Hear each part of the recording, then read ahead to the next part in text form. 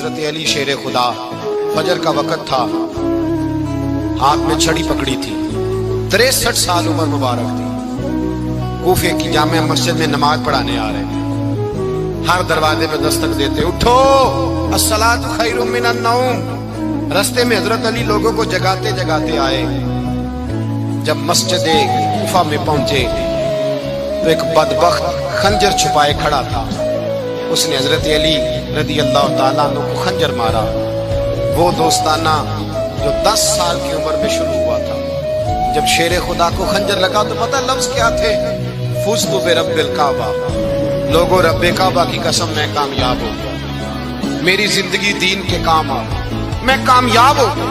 حضرت علی کی داڑھی ساری لہو سے بھر گئی۔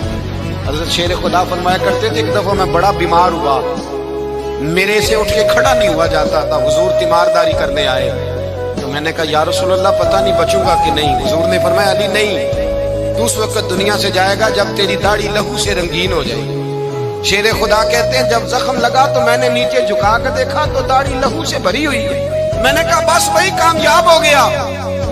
جامع مسجد کوفہ میں مولا علی نے سر سجدے میں رکھا، اور اسلام کی تاریخ کا وہ شخص جس شخص نے اپنی بچپن سے لے کر جوانی، جوانی سے لے کر بڑھاپا، اور جاتے جاتے امام حسن اور حسین کو قریب بلایا اور وصیت کر گئے، بیٹا جینا اسی کا ہے جو دین کے لیے جیے، بیٹا مرنا اسی کا ہے جو دین کے لیے مرے، جس دھج سے کوئی مقتل میں گیا وہ شان سلامت رہتی ہے، یہ جان تو آنی جانی ہے، اس جان کی کوئی بات نہیں۔ حضرت شیر خدا کرم اللہ تعالی وجہ الکریم خاتم الخلفاء تھے، ان پر خلافت اسلامیہ ختم ہوئی۔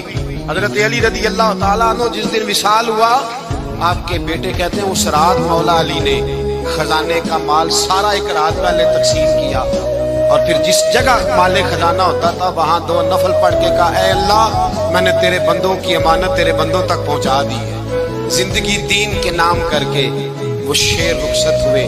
21 رمضان المبارک کی شام ڈھلی تو حضرت علی المرتضیٰ شیر خدا رخصت ہوئے۔